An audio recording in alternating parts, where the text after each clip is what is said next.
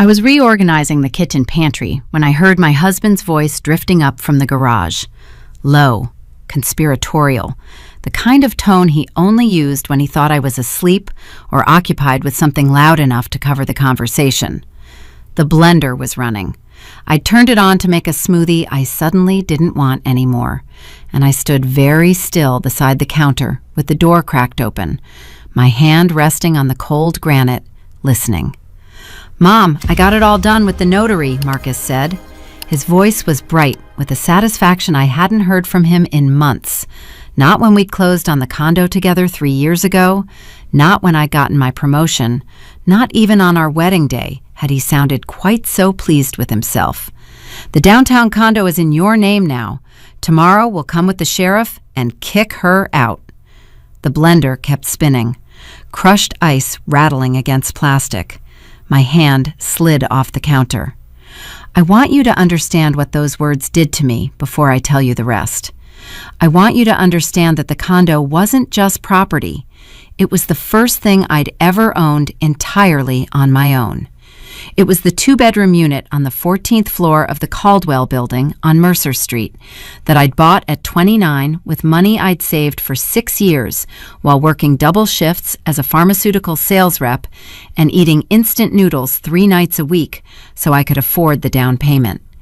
It was the place where I'd refinished the floors myself on a rented sander, where I'd painted the kitchen walls a deep sage green because I finally could, where I'd stood on the balcony the morning after closing and cried from relief. It was mine, fully mine.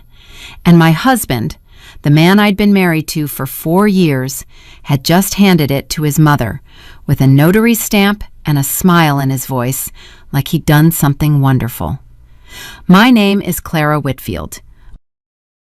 I was 33 years old when my world collapsed into the space between a running blender and a closed garage door. And this is the story of how I rebuilt it from the rubble. Not by forgiving, not by forgetting, but by finally, completely understanding what kind of people I had been living with. Let me go back. Let me take you to the beginning, because the beginning matters. The small, soft details that I walked past 100 times without really seeing them matter enormously now. Marcus and I met at a conference in Chicago 5 years before all of this. He was handsome in a quiet, unthreatening way. Brown eyes, an easy laugh, the kind of man who holds doors open and remembers your coffee order after the second date. He was a civil engineer for a mid-sized firm, stable and calm, which appealed to me enormously because I had spent most of my 20s in a state of productive but exhausting anxiety. I was always hustling, always calculating, always running the numbers in my head. Marcus made me feel like it was okay to stop running for a while, like I could breathe. His mother, Darlene, lived 40 minutes south of us in a suburb called Harwick. I met her at a dinner Marcus arranged 3 months into our relationship, and I remember thinking she was exactly what she appeared to be, a small, neat woman in her early 60s, silver hair pinned back, a string of pearls she touched constantly, as if reassuring herself they were still there. She was a retired school administrator. She spoke carefully. She complimented my blazer and asked about my job with what seemed like genuine interest. And when we left that night, Marcus squeezed my hand in the car and said, "She loves you. I can always tell." I believed him. I had no reason not to. The first few years were good, genuinely good. Not the kind of good you reconstruct in memory to make the fall feel more dramatic. We got married in a small ceremony in Vermont. We talked about children in the abstract, warm way of people who are happy but not quite ready. I kept the condo as a rental property after we moved into the house in Maplewood together, and it generated steady income that I used to build a separate investment account. Marcus knew about the condo. He knew it was mine, in my name alone, purchased before our marriage. He had never once indicated that this bothered him. Or so I thought. In hindsight, and hindsight is a cruel and clarifying light, I can trace the first hairline fractures back almost 2 years before the day everything broke open. They were so small I genuinely did not recognize them as warnings. Darlene started asking about the condo more frequently. At Sunday dinners, she would mention it in passing. "How are your tenants, Clara? Are they reliable? Downtown property is so valuable these days." She said it pleasantly, with that pearl-touching habit, and I would answer pleasantly, and we would move on to dessert. Then came the questions with a sharper edge. "Have you thought about what would happen to the condo if, God forbid, something happened to you? You should have your affairs in order, Clara. Estate planning is so important." I was 32 at the time. I smiled and said I had a will, and she nodded and touched her pearls.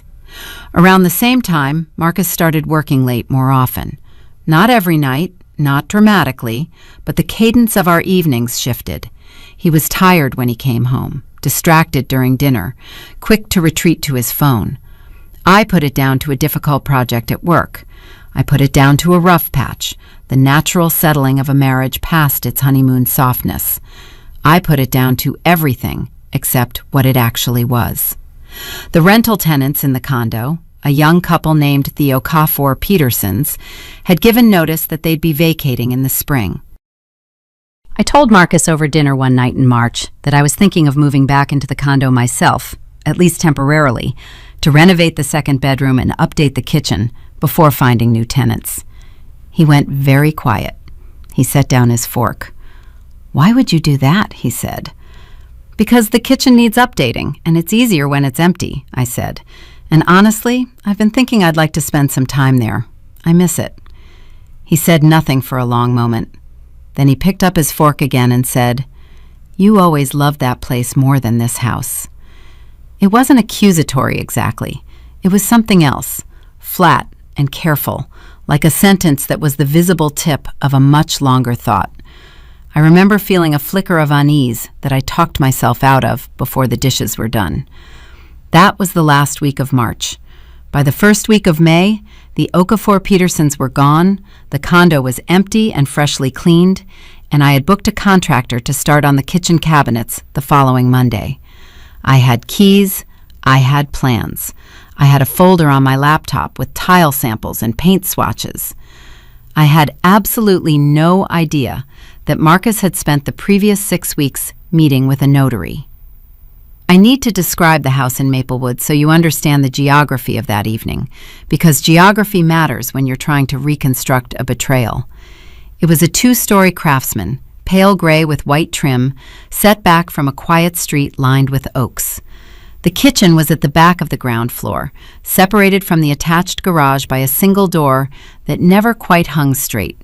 It sat open about 2 inches unless you actively pushed it shut, and the acoustics of the house were such that voices from the garage carried clearly into the kitchen if you were standing near the back counter. Which I was. Which is why I heard everything. Marcus wrapped up his call with Darlene in about 3 minutes. I heard him say, "Tomorrow at 10 she'll be at the contractor's," meaning me, meaning he knew my schedule. And then the garage door opened and I heard him come in whistling.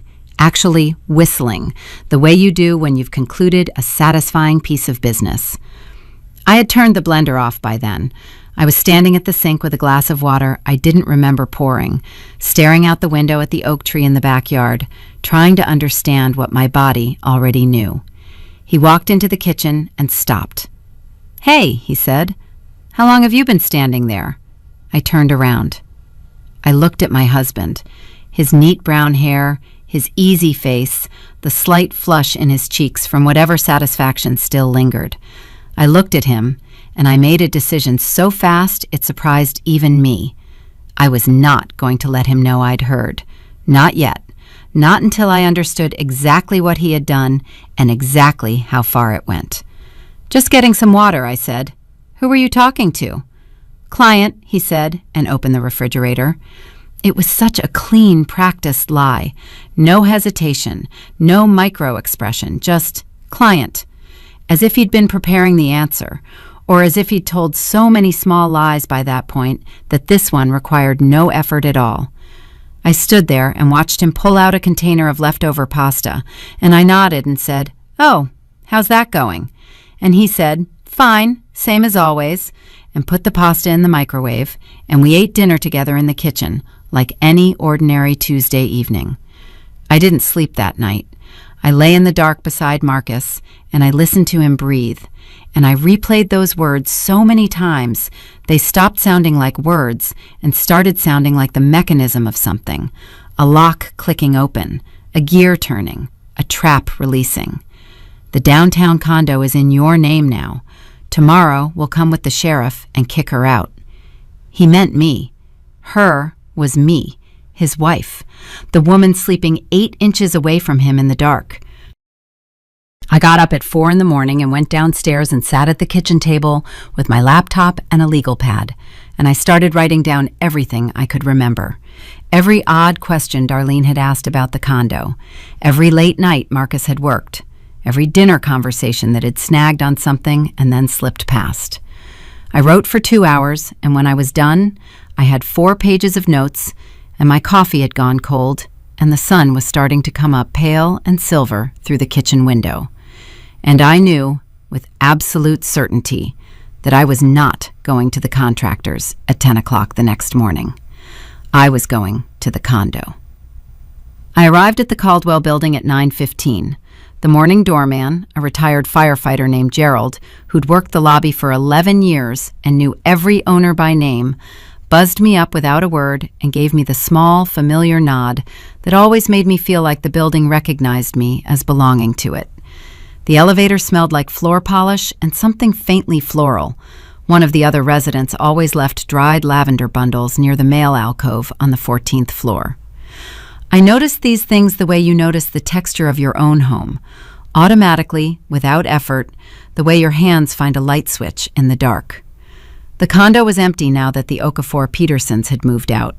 My footsteps echoed differently than they used to, harder, cleaner, the sound bouncing off bare walls where their bookshelves and framed prints had muffled things for 2 years. The sage green kitchen was still exactly as I'd painted it. The balcony door still had the slight resistance on the left side that you had to know about to open smoothly. The floors I'd refinished were still warm and golden in the morning light coming off Mercer Street. I stood in the middle of the living room and breathed. Then I opened my laptop on the kitchen counter and called my attorney. Her name was Patricia Holt. I'd used her for the original purchase of the condo and for the lease agreements with every tenant since.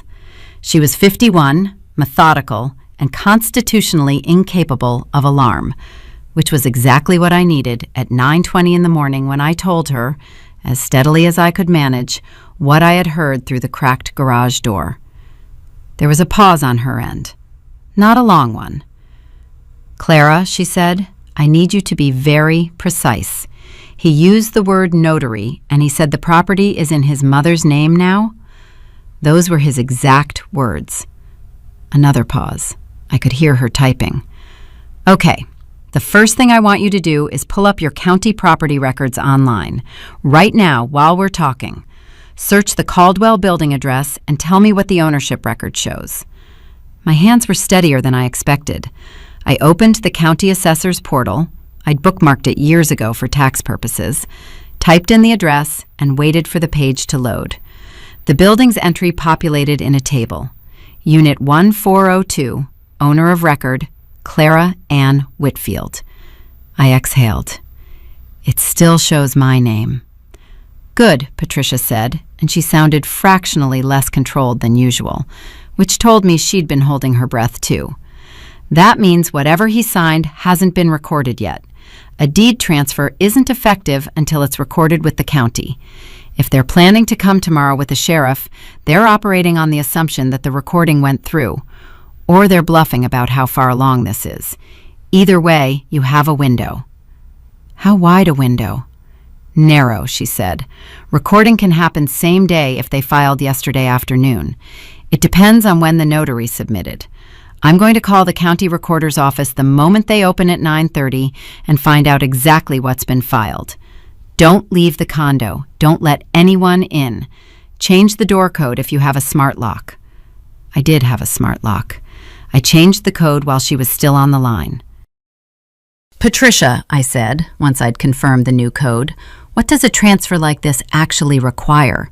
He's not on the title. How could he have transferred it at all?" The silence that followed was 3 seconds long, and in those 3 seconds, I understood that her answer was going to be the thing that cracked the floor open beneath me. "It would require a power of attorney," she said carefully, "a document granting someone else the legal authority to act on your behalf in real estate transactions." "Clara, did you ever sign anything like that? Any document Marcus may have asked you to sign, even something that seemed routine? A refinancing application, an insurance form, anything with a notary stamp?" I sat down on the floor of my empty living room. The hardwood was cool through my jeans. Outside, Mercer Street was filling up with the ordinary sounds of a Wednesday morning: a delivery truck, someone's music from a passing car, pigeons on the balcony railing shifting and cooing to each other. 18 months ago, I said slowly, he asked me to sign something for his firm's insurance policy. He said it was a beneficiary update and his HR department needed it notarized. He drove me to the UPS store. The notary was a woman named, I don't remember her name. It took maybe 10 minutes. I signed 2 pages. Patricia's typing stopped. "Clara," she said, "I need you to tell me everything you remember about those pages." What I remembered was infuriatingly incomplete. I remembered that the documents were printed on plain white paper, not letterhead.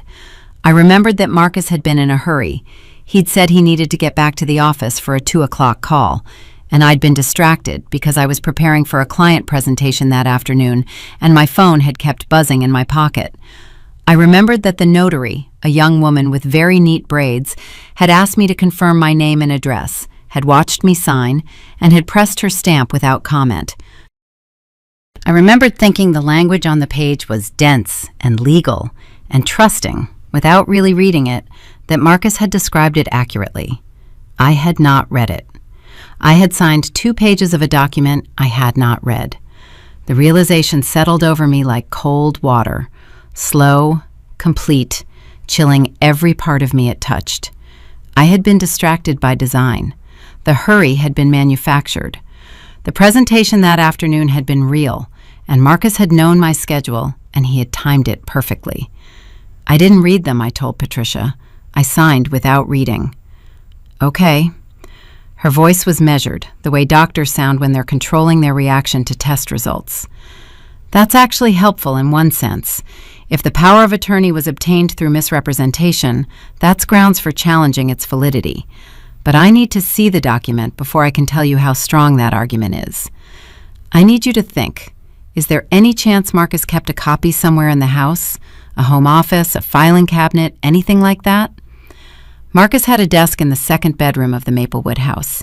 He kept paper files in a 2-drawer cabinet beside it, the kind with a small lock that he kept closed but never, in 4 years of marriage, had actually locked in my presence. I had never opened those drawers because I had never had reason to. We trusted each other, or I trusted him, which I now understood to be 2 very different things masquerading as one. "He has a filing cabinet at home," I said. "Go look," Patricia said. "I'll hold." I drove back to Maplewood in 22 minutes. Marcus was at work. His car was gone. The house was quiet in the particular way houses are when no one is home. A held breath quality, everything slightly more still than it should be. I went straight upstairs to the 2nd bedroom, sat down at his desk, and opened the filing cabinet. It was not locked. The files were organized in labeled folders: insurance, taxes, car maintenance, mortgage documents for the Maplewood house. I went through them methodically, one by one, keeping my breathing even and deliberate, telling myself to look carefully and not rush. Near the back of the 2nd drawer, behind a folder labeled MISC work, there was a manila envelope with no label at all. Inside the envelope were 3 documents. The first was a power of attorney. It bore my signature and a notary stamp dated 18 months ago. It was not an insurance beneficiary update. It was a broad, general, real estate power of attorney, granting Marcus Elliott Whitfield the authority to execute deeds, transfers, sales, and encumbrances on any real property in which Clara Ann Whitfield held an interest. It was written in language so deliberately dense and layered that a person reading quickly, distractedly, under time pressure, could easily mistake the summary description for exactly what Marcus had told me it was. The second document was a warranty deed, transferring Unit 1402 of the Caldwell Building from Clara Ann Whitfield to Darlene Ruth Whitfield. It bore my forged, my stolen, signature and a notary stamp from 3 days ago. The third document was a handwritten note in Darlene's handwriting on her personal stationery, the cream-colored kind with her initials embossed at the top in navy blue. It read, "Marcus, confirm recording by end of week. Once it's in my name, I'll add you to the title and we can deal with the tenancy situation. She won't be able to do anything by then. Mom." I read that note 3 times. She won't be able to do anything by then. I took photographs of all 3 documents with my phone. Then I put everything back exactly as I'd found it, closed the filing cabinet, went back downstairs, sat on the bottom step, and called Patricia back. "I found them," I said, "all 3. She was quiet for exactly 4 seconds. Then she said, "Send me the photos, right now. And Clara, do not confront Marcus tonight. Do you understand me? Don't say a single word to him. Go home, cook dinner, act normal. Can you do that?" I looked at my hands. They had stopped shaking somewhere between the second bedroom and the bottom of the stairs. They were very still now, resting on my knees. And I noticed with a kind of distant curiosity that they didn't feel like my hands at all. They felt like tools. "Yes," I said, "I can do that." I cooked pasta that night. The same leftover container Marcus had microwaved the night before had been enough to give me the idea, so I made a full pot of penne with a tomato sauce from scratch, something I did on evenings when I needed to keep my hands occupied and my face neutral. Marcus came home at 6:30 and seemed pleasantly surprised by the effort. He set the table without being asked. He opened a bottle of wine. He asked about the contractor appointment, and I said it had gone fine. The kitchen cabinets were going to take about 3 weeks, and he nodded and said that sounded reasonable. We talked about a documentary we'd both been meaning to watch. He mentioned a colleague's retirement party at the end of the month. I asked whether he thought we should repaint the front door this summer, a conversation I'd been putting off for months, and he said he liked the idea, maybe a dark green. We talked about the color green. We talked about the retirement party. We talked about everything and nothing, and I sat across the table from the man who had stolen my property with a notary stamp, and I smiled at him and refilled his wine glass, and not once did he look at me like a person who had done anything wrong. That was the most frightening thing about the whole evening. Not the fear, not the anger. Those I'd been carrying since 4 that morning, and I knew how to carry them. What frightened me was how easy he was, how comfortable, how entirely untroubled by the weight of what he'd done. He laughed at something I said about the documentary. He rinsed his plate before putting it in the dishwasher. He kissed me on the cheek before heading upstairs. I stood at the kitchen sink and let the water run hot over my hands, and I thought, he has been practicing this face for a long time. Patricia called me at 8 the next morning with a voice that was professionally calm and personally furious. I could hear the distinction clearly, like 2 instruments playing different registers. "The deed was filed yesterday afternoon," she said. "It was received by the county recorder at 4:52 p.m., which is technically before close of business. It hasn't been processed yet. There's usually a 48-hour lag before it appears in the public record. We have a window, but it's closing. I've already drafted an emergency injunction to halt the recording pending a fraud investigation. I need you in my office at 10. "I'll be there at 9:45, I said. "One more thing." A pause. "I ran Darlene Whitfield's name through some records last night, out of professional habit. Clara, this isn't the first time she's done something like this." The kitchen went very quiet around me. "What do you mean?" "Her first husband, Marcus's father, Robert Whitfield, died 11 years ago. The estate went through probate, and there was a challenge filed by Robert's sister, a woman named Janet Briggs. The challenge alleged that Darlene had obtained a power of attorney from Robert during a period when he was on heavy medication following a cardiac procedure, and had used it to transfer several assets out of the marital estate before his death. The challenge was eventually withdrawn. Janet ran out of money for the legal fight. But the court records are public. This is a pattern, Clara. She knows exactly what she's doing. I sat down at the kitchen table. Outside, the oak tree in the backyard was beginning to bud, tiny green points of new leaves against the gray morning sky. I stared at it for a long moment. She taught him, I said.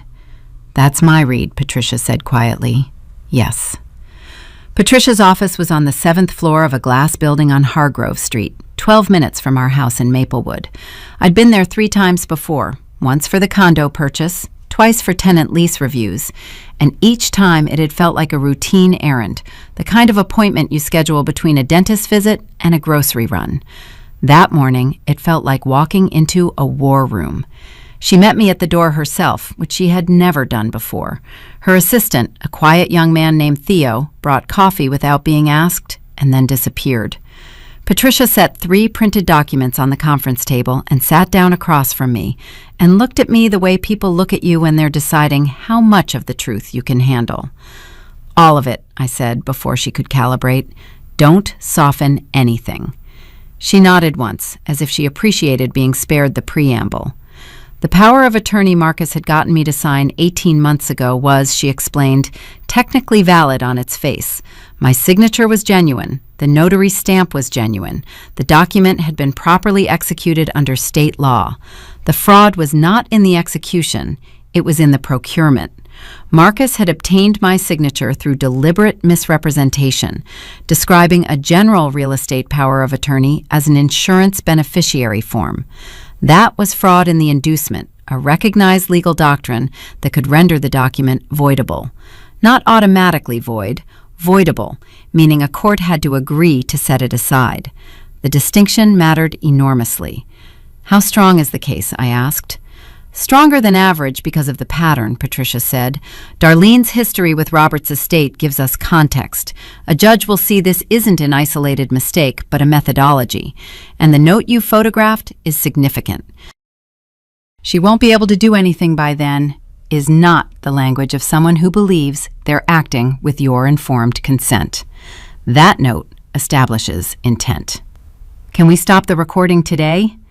The injunction request is already filed. I have a hearing at 2 this afternoon, emergency basis, given the timeline. The judge I drew is Marjorie Callahan.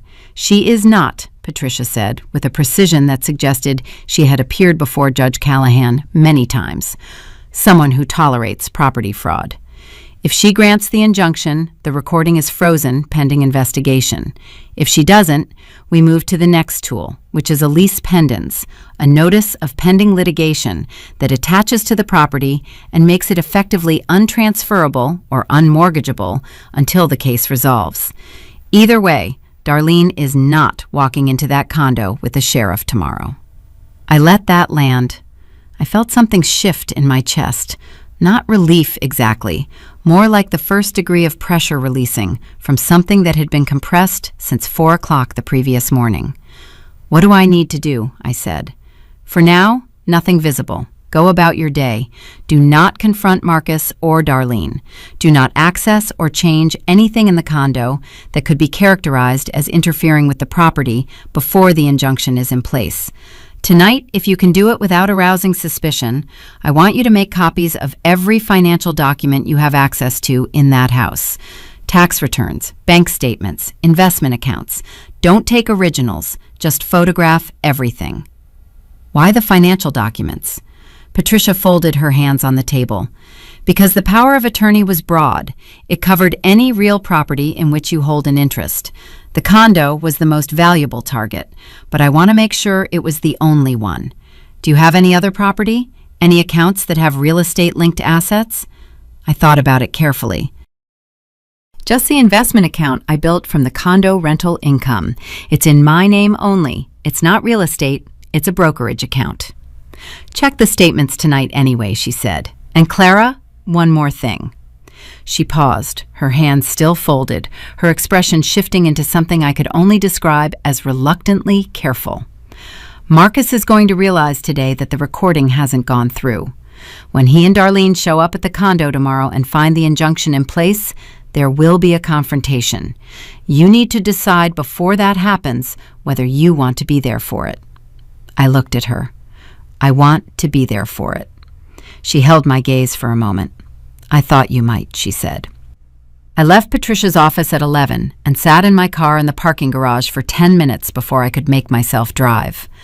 Not from fear. I want to be clear about that, because fear was not what was immobilizing me.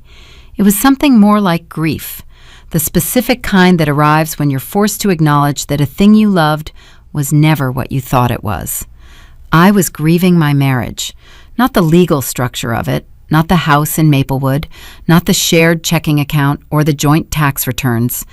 I was grieving the version of Marcus I had believed in, the man who held doors open and remembered coffee orders, the man who had squeezed my hand in the car after that first dinner with Darlene and said, "She loves you. I can always tell." He had been building toward this from the beginning, or near enough to the beginning that the difference no longer mattered. The easy laugh, the calm steadiness that I'd mistaken for safety, all of it had been a surface. Underneath was someone who could sit across a dinner table from his wife, pour her wine, kiss her cheek, and go to sleep peacefully, while a deed to her property sat in a filing cabinet upstairs waiting to be recorded. I thought about Darlene's note. She won't be able to do anything by then. The casual confidence of it, the certainty. She had done this before, with Robert's estate, and she had won that time because Janet Briggs had run out of money for the fight. She expected to win again for the same reason, because she expected me to be caught off guard, overwhelmed, too hurt and too destabilized to organize a defense before the recording went through. She had built her entire plan around a 24-hour advantage. What she didn't know, what neither of them knew, was that I had heard Marcus's phone call before he was ready to be heard. I started the car and drove. That afternoon I went to see my father. His name was David Marsh, and he lived in a neat brick colonial 20 minutes north of Maplewood, in the house where I'd grown up. He was 64, recently retired from 30 years as a commercial litigator, and he was the person I trusted most in the world after Patricia, with whom he had actually gone to law school and remained friends for 30 years. When I called him from the car and said I needed to come over, he said simply, "Come now, I'll make coffee." He was waiting on the porch when I pulled into the driveway. He looked at my face and said nothing, just held the door open, and I walked into the kitchen that smelled of coffee and the cedarwood oil he used on the cabinets every spring. And I sat at the table where I'd done homework for 12 years, and I told him everything. He listened without interrupting, which was one of his great skills. The patience of someone who had spent 3 decades in courtrooms, understanding that the full story, told without interference, was always more useful than the edited version. When I finished, he was quiet for a moment, his hands wrapped around his coffee mug, looking at the table. "Patricia has the injunction hearing at 2, he said. "Yes. She'll get it. Callahan is meticulous about property fraud." He looked up at me. "The note is the key, Clara. That note is them convicting themselves in their own handwriting." "I know." "Marcus is going to panic when the injunction lands," he said. "People who build schemes like this are confident precisely because they expect to be finished before anyone knows to fight back. The moment the timeline breaks down, they make mistakes. He'll call you, he'll try to explain, he'll try to get ahead of it somehow." He paused. "When he does, don't argue with him. Don't reassure him. Don't give him anything he can use to recalibrate. Just listen." "And Darlene?" My father was quiet for a moment longer than usual. He set down his coffee mug with a careful, deliberate placement, as if he was choosing his words by the same principle. "Darlene," he said, "is going to be much harder to rattle than Marcus. She's done this before, and she knows how the pressure works. She'll come at you with family language, loyalty, sacrifice, what she's given, what you owe. She'll position the whole thing as a misunderstanding, or as something Marcus did without her full knowledge, or as a reasonable financial arrangement that you're being irrational about. He looked at me. Don't engage with any of that framing. The moment you start defending yourself against her version of events, you've accepted that her version is worth defending against. It isn't. I nodded slowly. Patricia said not to confront either of them before tomorrow. Patricia is right. He reached across the table and put his hand over mine for a moment. The same gesture he'd used my entire life when things were hard and words weren't sufficient. But tomorrow, Clara, tomorrow you let them walk into it. I went home. I cooked dinner again, simpler this time, soup from a carton, bread from the freezer, the kind of dinner that said tired without saying anything else. Marcus came home at his usual time. He was slightly less easy than the night before, a small tightness around his eyes, a way of checking his phone twice during dinner that he tried to do casually and didn't quite manage. I noticed both things and said nothing. After dinner, while Marcus watched television in the living room, I went to his desk in the second bedroom on the pretense of returning a stapler I'd borrowed weeks ago and forgotten to bring back. I photographed every document in the filing cabinet: tax returns for the past 4 years, bank statements from his personal account, an account I hadn't known he had, separate from our joint account, holding just over $40,000 accumulated over what appeared to be 3 years of regular deposits. Investment statements. And at the back of the second drawer, where I'd found the manila envelope the day before, nothing. The envelope was gone. He'd moved it. Sometime between my morning visit and his return from work, he'd come home, checked the cabinet, and removed the documents, which meant he suspected something. Or he was simply being careful, closing down the evidence trail as the deadline approached. I photographed the empty space where the envelope had been. Then I went back downstairs. At 10:30, my phone buzzed with a text from Patricia. Injunction granted. Recording frozen as of 4:47 p.m. They'll find out tomorrow morning when they try to confirm. Get some sleep. I read the message twice. Then I turned my phone face down on the nightstand and lay in the dark beside Marcus and listened to him breathing and thought about what my father had said. Let them walk into it. I slept for 5 hours. It was the best sleep I'd had in 2 days. The next morning I was at the Caldwell building by 8:45. Gerald was at the lobby desk. I told him I was expecting visitors at 10 o'clock. 2 people, a woman named Darlene Whitfield and a man named Marcus Whitfield, and that they were not to be given access to the 14th floor without my explicit authorization. Gerald, who had been a firefighter for 22 years before becoming a doorman and had a face that expressed exactly as much as he intended it to, nodded and said, "Understood, Ms. Whitfield." Patricia arrived at 9:15. My father arrived at 9:20. We stood in my empty living room with coffee from the place on the corner, and Patricia walked us through exactly what was going to happen when Marcus and Darlene arrived with a sheriff and discovered that the recording had been frozen. The deed transfer was on hold. The power of attorney was under challenge. The property remained in my name. Any attempt to force entry would constitute trespass.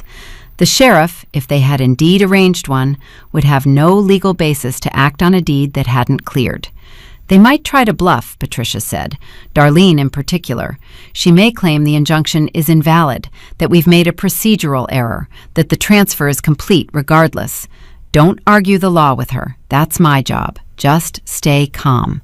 My father was looking out the balcony window at Mercer Street. He turned around. They're here, he said. I hadn't expected to feel it so physically. I'd spent 2 days preparing, reasoning, strategizing. I thought I'd metabolize the emotion into something clean and functional.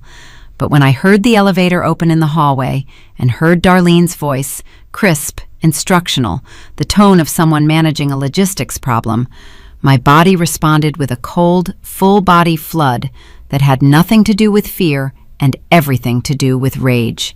The controlled kind, the kind that doesn't shake hands or raise a voice, the kind that simply waits.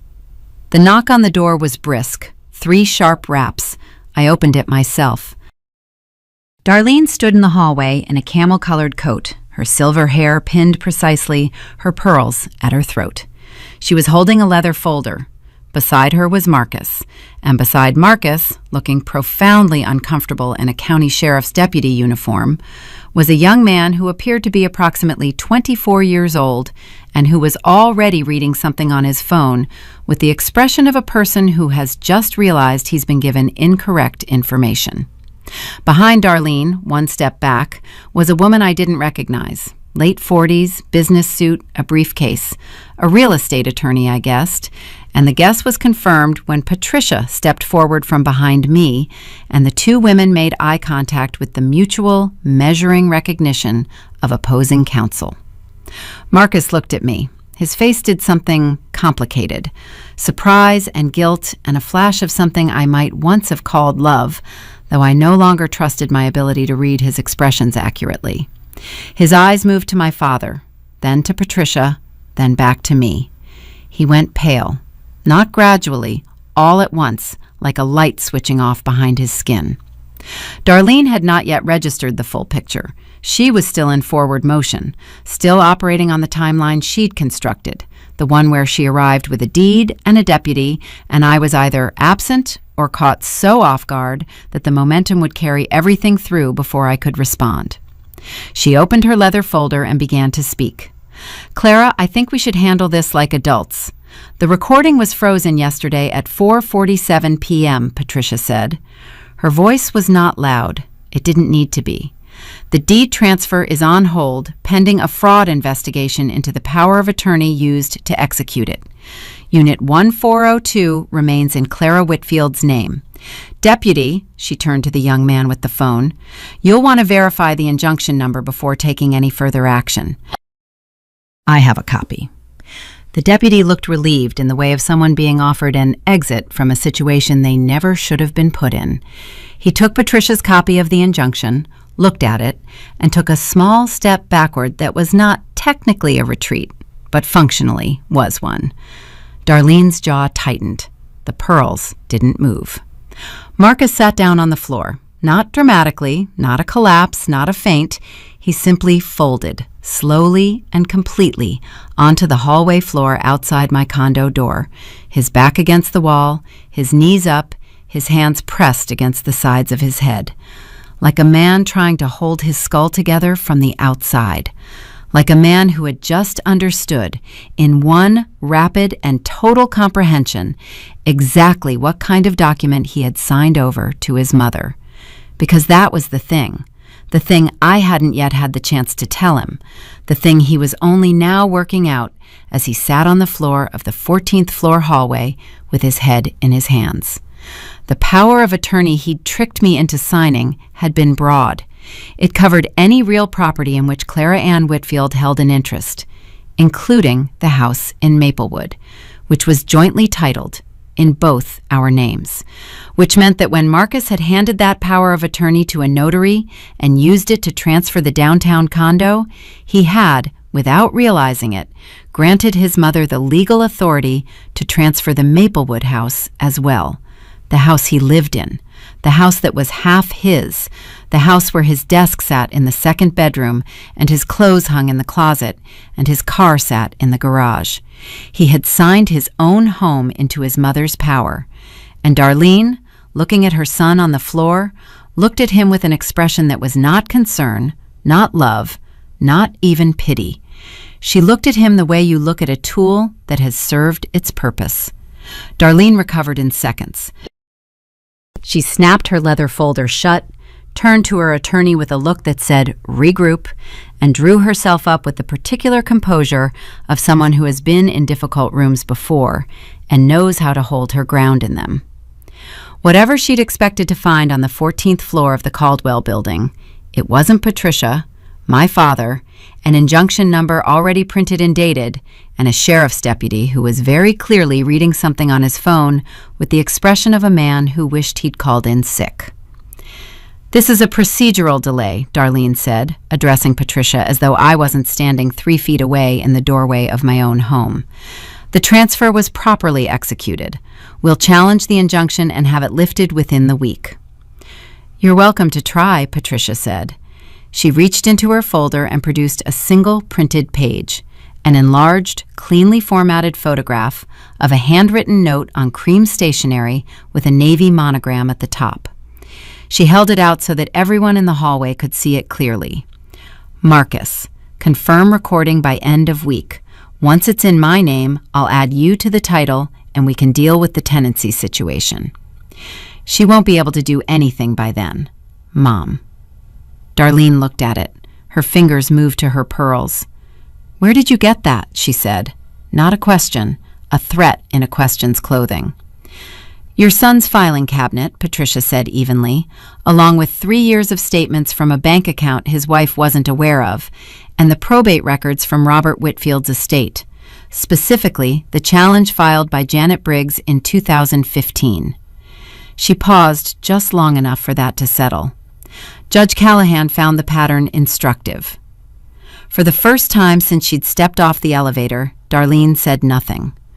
On the floor, because he was still on the floor, his back against the hallway wall, his hands pressed against the sides of his head, Marcus made a sound that wasn't quite words.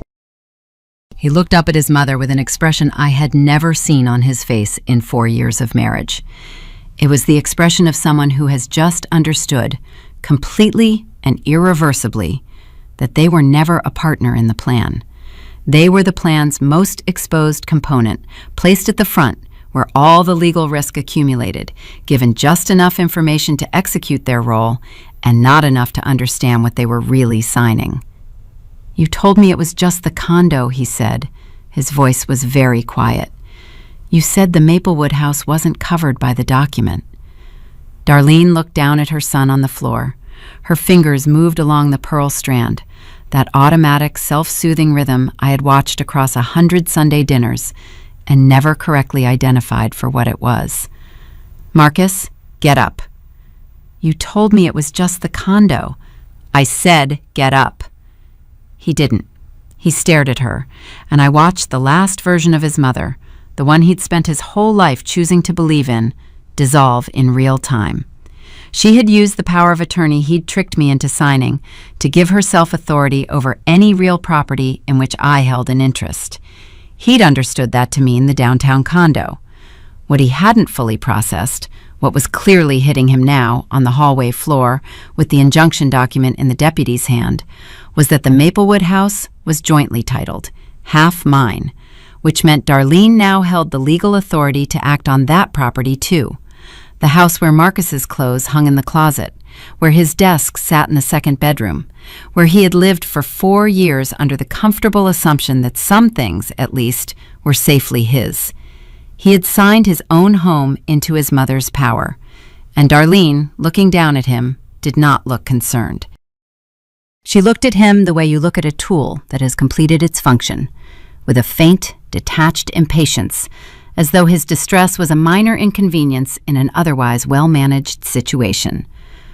That was the moment I stopped feeling anything complicated about Marcus. Not anger, not grief, not the residual tenderness that had been quietly dissolving for 2 days. Just a clean, final clarity. He had made his choices. His mother had made hers. The fact that she'd ultimately positioned him to absorb the consequences more than she would was not my problem to feel sorry about. She set you up too, I said to him, quietly, without satisfaction. Your name is on every document. The fraud and the inducement, that's your act, legally. She stayed 1 step back the entire time. Marcus looked at me. His face was stripped of everything familiar, the easy manner, the comfortable handsomeness, all of it gone, leaving something raw and unrecognizable underneath. Clara, have your attorney call Patricia, I said. That's how we talk from here. The deputy left first, satisfied that he had no legal basis for any action and visibly relieved to have an excuse to go. Darlene's attorney followed, and I noticed she did not look at her client warmly on her way out. Darlene stood in the hallway a moment longer, composed, recalculating, her folder under her arm, and then she looked at me directly for the first time since she'd arrived. You'll regret making an enemy of me, she said. My father, who had not spoken once during the entire confrontation, spoke now.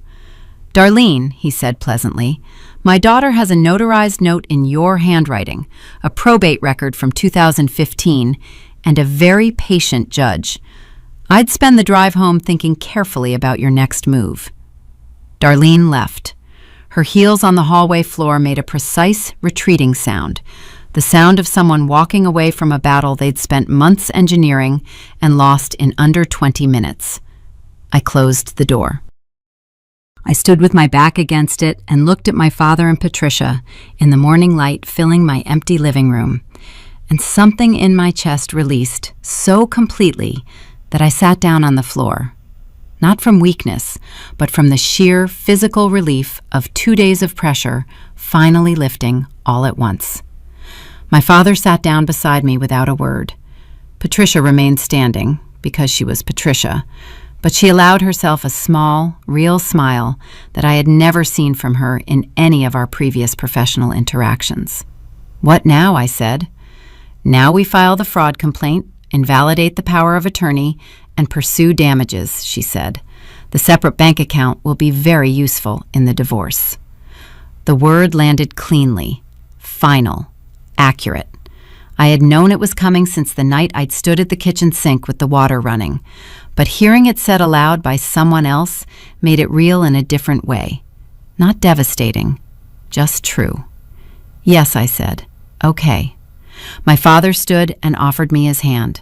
I took it, and he pulled me to my feet. "Come on," he said. "Breakfast." 8 months later, I was standing on the balcony of Unit 1402 with a cup of coffee and the particular quiet of a Saturday morning when the city hasn't fully decided to wake up yet. The sky over Mercer Street was pale silver, shading into blue, and the pigeons on the railing were doing what pigeons always do, shifting, cooing, entirely unbothered by anything. The power of attorney was invalidated in July, fraud in the inducement, exactly as Patricia had argued, supported by Darlene's handwritten note and the 2015 probate records that showed this wasn't a mistake or a misunderstanding. It was a method. The deed transfer was unwound. The civil judgment included legal fees and damages that would follow Darlene for years. The camel coat and the pearl necklace and the cream stationery had always been the costume of a woman with more composure than capital. The condo had been the retirement plan. Without it, there was no plan. The DA declined criminal charges. The threshold for criminal prosecution in a civil property dispute was high, and Patricia had warned me not to expect it. I had made my peace with that. The civil judgment was real, the fraud finding was on the public record, and Janet Briggs, Robert Whitfield's sister, the woman who had run out of money for the fight 11 years ago, had written to me through Patricia in August. She was 71 now, living quietly in another city, and her message was 4 sentences long. "I'm glad someone finished it. I'm sorry it cost you what it did. Robert would have been glad too. Thank you." I had written back a longer letter than I planned, and we had exchanged several since. Marcus and I were divorced in September. He had cooperated. His attorney had made clear that the separate bank account, the forged deed, and his documented role in procuring the power of attorney left him with no useful leverage. He kept his car, his retirement fund, and the contents of the second bedroom. We sold the Maplewood house and split the proceeds, and that was the end of it. He called once, left a voicemail, careful, qualified, the apology of a man who has been advised to limit his admissions. He'd convinced himself it would work out. His mother had assured him I'd understand eventually. He'd never meant for it to go this far. I listened to it twice and deleted it, not from anger, but from the simple recognition that there was nothing in those words that required a response. He had made his choices over months, methodically, and the fact that they'd eventually become uncomfortable didn't change what they were. I thought about my father's phrase sometimes. She taught him. Probably true. But Marcus had been a willing student, and at some point, the teacher's fault and the student's fault become 2 separate things, and collapsing them together is just another way of letting yourself be deceived twice. The kitchen renovation finished in August. New cabinets, the sage green walls repainted one shade deeper because the contractor had scuffed them, and I'd decided to take the opportunity. New hardware in brushed brass that caught the morning light in a way that still made me quietly happy when I noticed it. The second bedroom became an office with a reading chair I'd reupholstered myself over 3 Sunday afternoons. The balcony had 2 new chairs and a small iron table with a slightly uneven left leg that I kept meaning to fix and never did because the wobble had become familiar, almost fond. Gerald was still at the lobby desk. He'd started leaving a small coffee on the counter for me on Saturday mornings. No discussion, no acknowledgement, just there when I came down for the mail. We talked about the building, the weather, the construction on Mercer Street that had been ongoing for 4 months and showed no signs of resolving. Normal things. Quietly good things. My father came for dinner most Sundays. He brought wine he'd been saving for some occasion, and we cooked together in the sage green kitchen and talked about his retirement, my work, the books we were both reading, the HOA dispute over the lobby renovation budget that had become unexpectedly dramatic for a building of 40 units. Ordinary, warm, unambiguous evenings that I did not take for granted. Some nights, washing up after dinner with the window open and the city sounds drifting in from Mercer Street, I thought about the woman who had stood at a UPS store counter 18 months ago and signed 2 pages without reading them because she was distracted and in a hurry and trusted the person beside her. I thought about her without contempt. She had made a reasonable mistake in an unreasonable situation, which is entirely different from being foolish. But I was no longer her, not through a single decision, not through resolution alone, but through the slow accumulation of smaller choices, beginning with the one I'd made while standing at the kitchen sink with hot water running over my hands at 11 o'clock on a Tuesday night. I am not going to let this happen. That was all. No speech, no transformation, no lightning bolt. Just one quiet sentence in an empty kitchen. And then everything that followed from it. The coffee on the balcony had gone cool by the time I finished it. Below, Mercer Street was properly awake now.